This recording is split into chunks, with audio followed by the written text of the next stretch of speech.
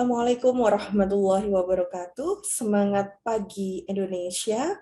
Halo anak-anak sahabat Erlangga. Selamat datang kembali di Erlangga Classroom. Erlangga Classroom merupakan tayangan persembahan dari penerbit Erlangga yang akan membantu sahabat Erlangga semuanya dalam belajar bersama secara online. Dan hari ini bertemu kembali dengan saya, Bu Eka. Kita akan membahas soal-soal penilaian akhir tahun atau PAT.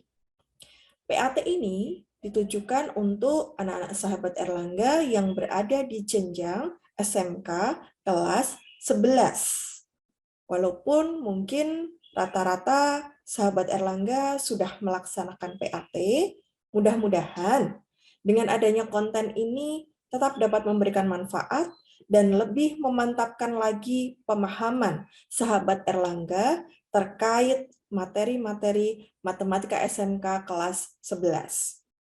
Baik, selama nanti acara berlangsung, sahabat Erlangga boleh memberikan pertanyaan maupun komentar di kolom komentar ya.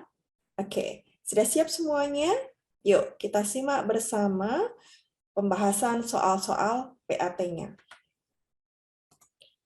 Oke, mohon izin Bu Eka untuk share screen.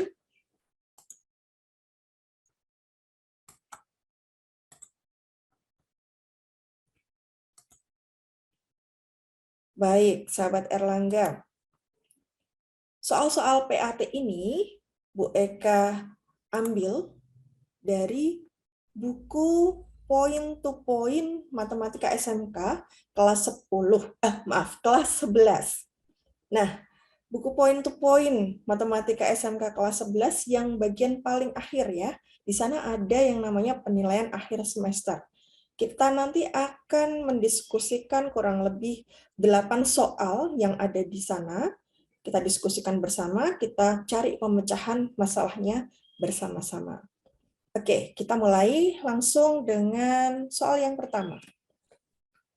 Soal yang pertama ini diambil dari soal nomor 1, halaman 200 di buku Point to Point Matematika SMK. Topiknya tentang dimensi 3. Bagaimana pertanyaannya? Kita lihat bersama-sama. Suatu ruangan berbentuk kubus dengan lebar dinding 4 meter. Kemudian ada sebuah lampu yang diletakkan di tengah-tengah salah satu rusuk bagian atas. Nah, yang ditanyakan jarak terjauh pancaran sinar lampu di dalam ruangan tersebut.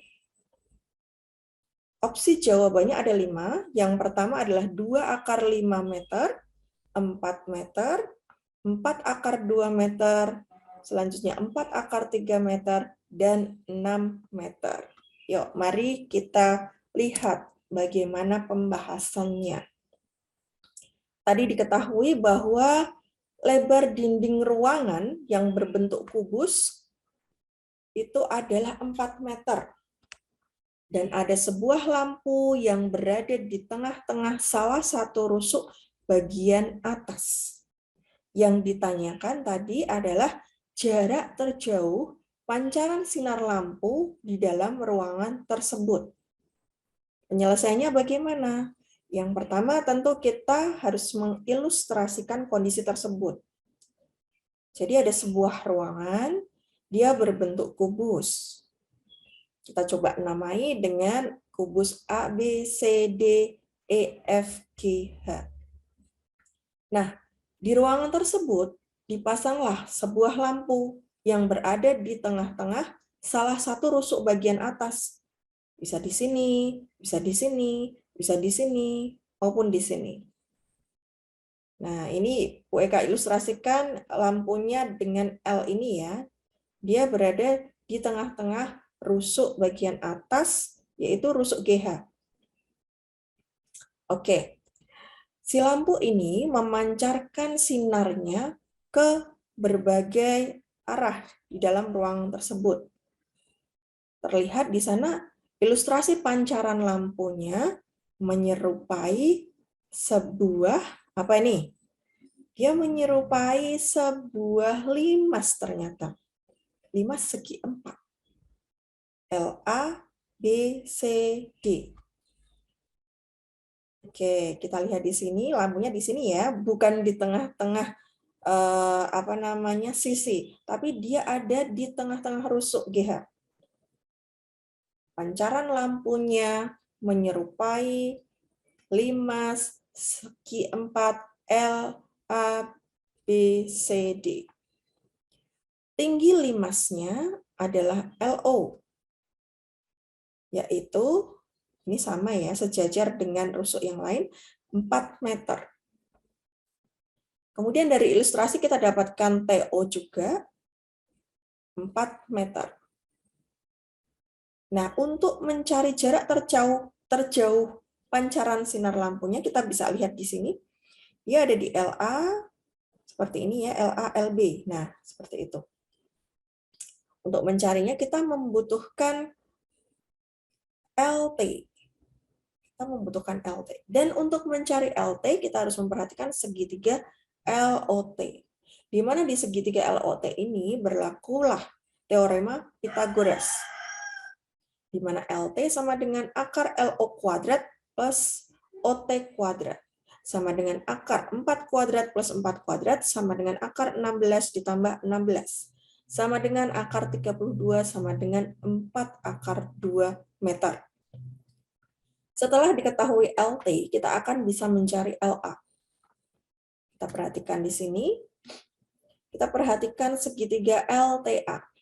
Pada segitiga LTA ini berlaku juga teorema Pythagoras, di mana LA sama dengan akar dari LT kuadrat ditambah AT kuadrat. Sama dengan akar dari akar 32 dikuadratkan. Tadi jelas LT-nya hasilnya segitu. Kemudian ditambah dengan 2 kuadrat. AT sama dengan 2. Karena AT adalah setengahnya AB. Oke. Diperoleh LA sama dengan akar 32 ditambah 4, sama dengan akar 36, sama dengan 6 meter. Jadi jawabannya ada di E. Oke, sahabat Erlangga, kita lanjutkan dengan soal berikutnya. Soal berikutnya adalah soal nomor 7 halaman 200. Topiknya masih dimensi 3. Diambil dari buku yang sama, buku Point to Point Matematika SMK kelas 11. Pertanyaannya, suatu gedung pameran berbentuk limas persegi, seperti yang ada di gambar. Luas alas ruangan limas tersebut adalah 144 meter persegi, dengan tinggi dari lantai sampai puncak atap mencapai 6 meter. Jadi luasannya ini 144 meter, tingginya adalah 6 meter. Di tengah-tengah lantai diberikan lampu sorot menuju berbagai sisi. Jarak lampu ke bidang samping adalah, untuk opsi jawabannya ada 2/5 akar 2 meter, 3/5 akar 2 meter, 3 akar 2 meter, 5/3 akar 2 meter, dan 5 akar 2 meter. Kita lihat pembahasannya bagaimana. Tadi diketahui bahwa ruangannya berbentuk limas persegi. Nah, luas alas dari limas persegi ini adalah 144 meter, sedangkan tingginya atau tinggi ruangannya adalah 6 meter. Lampu sorotnya dipasang di bawah, di lantai, menuju ke semua sisi limas. Yang ditanyakan adalah jarak lampu ke bidang samping. Penyelesaiannya bagaimana? Pertama tentu kita ilustrasikan kondisinya. Ilustrasikan kondisinya seperti ini. Ruangannya tadi berbentuk limas, kemudian ada lampu sorot di sini yang memancarkan sinarnya ke berbagai arah di ruangan tersebut. Tetapi yang ditanyakan di sini adalah jarak lampu ke bidang samping. Jarak lampu ke bidang samping ini. Oke, di sana terlihat ada sebuah segitiga TUV ya. Dengan TU sama dengan 6 meter, dan UV-nya kita cari. Oke, kita cari UV-nya dengan mencari terlebih dahulu sisi alas dari limas ini. Jelas, karena tadi sisi alas berbentuk persegi dan luasnya adalah 144 meter persegi, maka sisi alas limas ini kita bisa peroleh dari akar dari 144 meter persegi ini. Diperoleh sisi alas limas itu adalah 12 meter. Sehingga kita bisa menemukan UV. UV setengahnya. Setengah dari 12 sama dengan 6 meter. UT dan UV sudah ketemu, kita kemudian bisa mencari TV dengan menggunakan teorema Pythagoras. Karena pada segitiga TUV ini berlaku teorema Pythagoras, di mana TV sama dengan akar dari UT kuadrat ditambah UV kuadrat, sama dengan akar 6 kuadrat ditambah 6 kuadrat, sama dengan akar 36 ditambah 36, sama dengan akar 72, sama dengan 6 akar 2 meter. Setelah TV ketemu, kita bisa menentukan jarak dari lampu sorot ke bidang samping. Ilustrasinya kurang lebih seperti ini.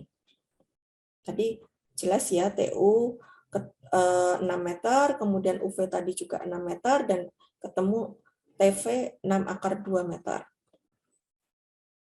Nah, pada segitiga TUV ini, kita bisa mencari luasannya. Luas segitiga TUV ekuivalen dengan setengah kali UV kali UT atau TU, itu juga sama dengan setengah kali VT kali UW atau jarak dari lampu sorot ke bidang samping. Nah, nanti akan ketemu UW-nya berapa. Kita masukkan di sini ekuivalen dengan setengah kali 6 kali 6 sama dengan setengah kali 6 akar 2 UW. Ekuivalen dengan 18 sama dengan 3 akar 2 UW, ekuivalen dengan UW sama dengan 18 per 3 akar 2, ekuivalen dengan UW sama dengan 18 per 3 akar 2 kali akar 2 per akar 2. Dari sini kita peroleh UW-nya adalah 3 akar 2 meter. Sehingga jawabannya ada di poin C. Baik, sahabat Erlangga, kita lanjutkan lagi dengan soal selanjutnya. Soal selanjutnya ini topiknya adalah translasi atau pergeseran. Dia merupakan soal nomor 8 halaman 201, masih di buku yang sama. Soalnya berbunyi, sebuah kapal bergerak dari pelabuhan A dengan koordinat 3,2 mil, kemudian setelah 2 jam, kapal berada di posisi B 9,10 mil. Pernyataan yang benar terkait dengan informasi tersebut adalah ... Yang A pilihannya, arah kapal 10 mil ke timur laut dengan kecepatan 5 mil per jam. Yang B, arah kapal 10 mil ke tenggara dengan kecepatan 5 mil per jam. Yang C, arah kapal 10 mil ke barat laut dengan kecepatan 5 mil per jam. Yang D, arah kapal 14 mil ke tenggara dengan kecepatan 5 mil per jam. Yang E, arah kapal 14 mil ke timur laut dengan kecepatan 5 mil per jam. Sekarang kita coba lihat bagaimana ilustrasinya. Tadi yang diketahui waktu tempuhnya adalah 2 jam. Kemudian kita bisa mengilustrasikan kondisi pergeseran kapal atau perpindahan kapal dari pelabuhan A ke pelabuhan B ini di sebuah bidang koordinat kartesius. Kita gambarkan bidang koordinat kartesiusnya seperti ini. Ini sumbu X dan ke sini sumbu Y. Kapal awalnya berada di pelabuhan A dengan koordinat 3,2, kemudian bergerak ke pelabuhan B dengan koordinat 9,10. Utaranya ada di sini, timur ada di sini, selatan ada di sini, dan barat ada di sini. Nah, dari ilustrasi ini sebenarnya sudah terlihat jelas bagaimana pergeseran kapal dan kita bisa mencari jarak pelabuhan A ke pelabuhan B dengan menggunakan Pythagoras dan koordinat-koordinatnya. Nah, kita masukkan di sana jarak yang ditempuh oleh kapal dari pelabuhan A ke pelabuhan B sama dengan akar X2 min X1 dikuadratkan ditambah Y2 min Y1 dikuadratkan. Sama dengan akar dari 9 dikurang 3 dikuadratkan ditambah 10 dikurang 2 dikuadratkan. Sama dengan akar 6 kuadrat plus 8 kuadrat. Sama dengan akar 36 plus 64. Sama dengan akar 100 sama dengan 10. Jadi jarak pelabuhan A ke pelabuhan D adalah 10 mil. Arahnya kemana? Terlihat di sini ya, arahnya ke timur laut. Kemudian, ketika jarak sudah ketemu, kita bisa menentukan kecepatan kapal, karena tadi diketahui juga waktu tempuhnya. Jelas, kecepatan kapal itu adalah jarak dibagi dengan waktu. Sama dengan 10 dibagi dengan 2, sama dengan 5 mil per jam. Jadi arah kapal adalah 10 mil ke timur laut dengan kecepatan 5 mil per jam. Jawabannya adalah A. Baik, sahabat Erlangga, kita lanjutkan dengan soal berikutnya tentang permutasi. Soal ini diambil dari soal nomor 17 halaman 202. Pertanyaannya berbunyi, suatu perusahaan retail membutuhkan 4 orang karyawan yang masing-masing akan ditempatkan sebagai kasir, helper, administrator, dan akuntan. Jika ada 9 calon karyawan yang akan ditempatkan di posisi tersebut, banyak cara untuk memilih karyawan apabila seorang karyawan sudah dipastikan sebagai akuntan adalah pilihannya yang A 56 cara, yang B 84 cara, yang C 336 cara, yang D 504 cara, dan yang E 3024 cara. Mari kita lihat pembahasannya. Tadi yang diketahui adalah 9 orang karyawan mau dipilih, di mana yang dipilih ini ada 4 orang, dengan memperhatikan posisi satu orang sudah pasti dipilih sebagai akuntan. Artinya yang akan dipilih tinggal 8 orang untuk mengisi 3 posisi. Yang ditanyakan adalah banyaknya cara pemilihan karyawan. Oke, kita lihat penyelesaiannya. Karena memperhatikan urutan ya sahabat Erlangga, kita gunakan permutasi di sini dari 8 dan 3. Nah, kita peroleh 8 faktorial dibagi 8 min 3 faktorial. Sama dengan 8 kali 7 kali 6 kali 5 faktorial dibagi 5 faktorial. Sehingga banyaknya cara pemilihan karyawan dari perusahaan tersebut ada 336 cara. Jawabannya adalah yang C. Baik, sekarang kita lanjut ke soal yang berikutnya tentang peluang. Soal ini diambil dari soal nomor 22 halaman 203. Pertanyaannya mengatakan suatu perusahaan berencana menyeleksi 6 orang karyawan yang berprestasi. Dari 6 orang karyawan tersebut, 2 diantaranya adalah laki-laki. Peluang karyawan perempuan menduduki peringkat pertama dan karyawan laki-laki menduduki peringkat kedua dalam seleksi tersebut adalah titik-titik-titik. Opsi pilihannya yang pertama ada 4/15, yang kedua ada 1/3, yang ketiga ada 2/5, yang keempat ada 7/15, dan 8/15. Sekarang kita lihat bagaimana pembahasannya. Dari soal tadi diketahui bahwa akan diadakan seleksi karyawan, di mana jumlah karyawannya itu adalah 6. Dan ada 2 laki-laki, sisanya perempuan. Jelas perempuannya ada 4 orang perempuan. Kemudian yang ditanyakan adalah peluang karyawan perempuan menduduki peringkat pertama dan karyawan laki-laki menduduki peringkat kedua. Oke, kita lihat penyelesaiannya. Jelas peluangnya ini kita lihat di sini saling bebas ya. Nah, ini ada yang pertama harus perempuan, yang peringkat pertama. Sehingga kita masukkan di sini 4/6. Kemudian karena tadi saling bebas dan peringkat keduanya harus laki-laki, kita masukkan di sini dikalikan 2/5. 4/6 kali 2/5 sama dengan 8/30 sama dengan 4/15. Jadi pilihan jawabannya ada di poin A.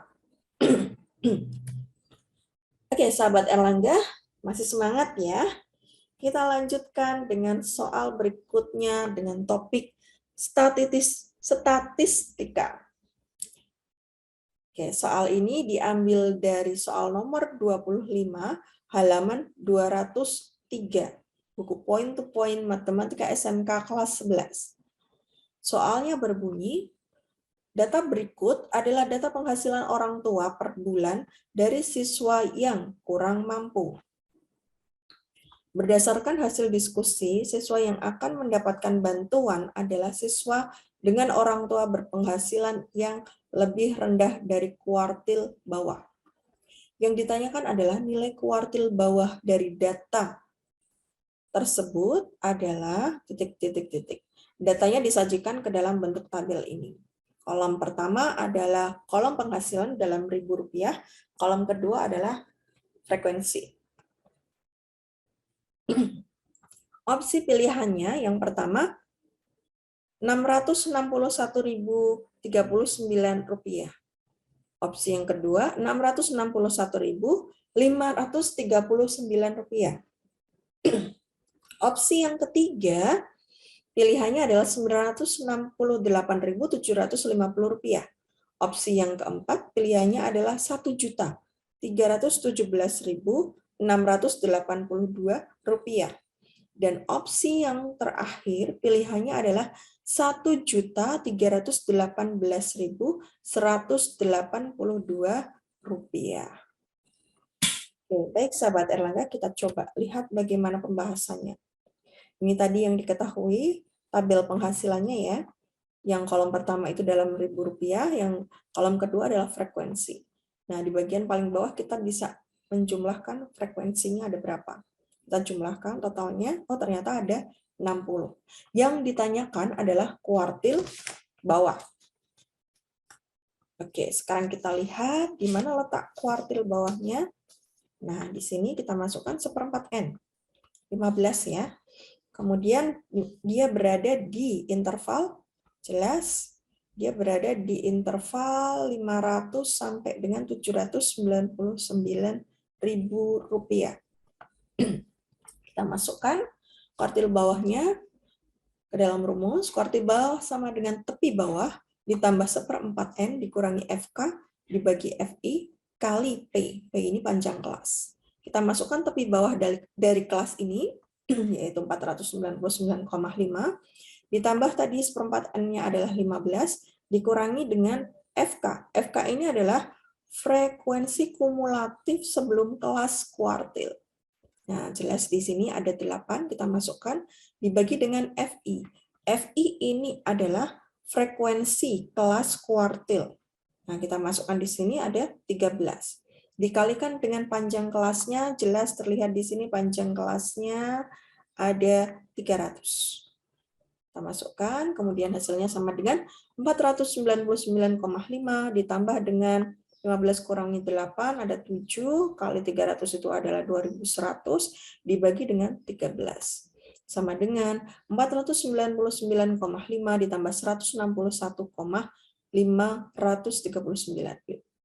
Sehingga kita dapatkan kuartil bawahnya adalah 661.000, ya, karena ini dalam ribu rupiah ya sebenarnya, 539 rupiah. Karena tadi keterangan penghasilannya di sini adalah dalam ribu rupiah. Oke, kita lihat jawaban ini ada di poin berapa. Oh, ternyata ada di poin yang B. Baik, sahabat Erlangga. Kita lanjutkan lagi dengan soal pertanyaan masih tentang statistika. Nah, soal pertanyaannya ini ada di soal nomor 5, bagian uraian di halaman 205, buku Point to Point Matematika SMK kelas 11. Soalnya berbunyi bagaimana?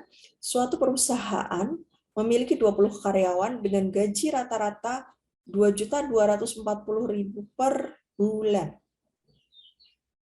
Karyawan tersebut tersebar ke dalam 3 bagian, yaitu produksi sebanyak 12 orang, dengan penghasilan 2.300.000 per bulan. Kemudian di bagian pengemasan sebanyak 4 orang karyawan dengan penghasilan 2.200.000 per bulan, dan sisanya adalah bagian pemasaran. Apabila UMR yang berlaku di daerah tempat perusahaan tersebut beroperasi ditetapkan dengan 2.050.000 per bulan, pertanyaannya adalah apakah rata-rata penghasilan karyawan bagian pemasaran sudah di atas UMR? Sahabat Erlangga diminta untuk memberikan alasannya. Oke, mari kita simak bersama-sama pembahasannya. Tadi total jumlah karyawan ada 20. Kemudian ada beberapa bagian ya, di sana tadi ada bagian produksi, pengemasan, dan pemasaran. Rata-rata gaji dari karyawan ini totalnya itu ada Rp2.240.000 per bulannya. Nah, kemudian diketahui yang selanjutnya jumlah karyawan produksinya itu kita misalkan dengan NA sama dengan 12, dan rata-rata gaji karyawan produksi kita misalkan dengan X bar A sama dengan 2.300.000 per bulan. Kemudian jumlah karyawan pengemasan kita misalkan dengan NB sama dengan 4, dan rata-rata gaji karyawan pengemasan kita misalkan dengan X bar B sama dengan Rp2.200.000 per bulan. Kemudian dari sini kita bisa mencari jumlah karyawan pemasarannya ada berapa. Kita misalkan dengan NC, jelas jumlah karyawan pemasarannya adalah sisanya, yaitu 20 dikurangi 12 dikurangi 4 sama dengan 4 orang. Kemudian yang diketahui selanjutnya adalah UMR daerah tersebut. UMR kota tersebut adalah Rp2.050.000 per bulan. Pertanyaannya adalah, apakah rata-rata penghasilan karyawan pemasaran di perusahaan tersebut sudah di atas UMR? Kalau kita lihat yang dari produksi sampai dengan pengemasan tadi, rata-rata gajinya sudah di atas UMR ya, karena sudah di atas Rp2.050.000. Nah, bagaimana dengan karyawan pemasaran? Apakah dia juga sudah di atas UMR? Kita simak pembahasannya. Oke, kita cari X bar C, yang akan kita cari itu ada X bar C atau rata-rata penghasilan karyawan bagian pemasaran. Dengan rumus seperti ini. Di mana X bar sama dengan NA kali X bar A ditambah NB kali X bar B ditambah NC kali X bar C dibagi jumlah karyawan NA plus NB plus NC.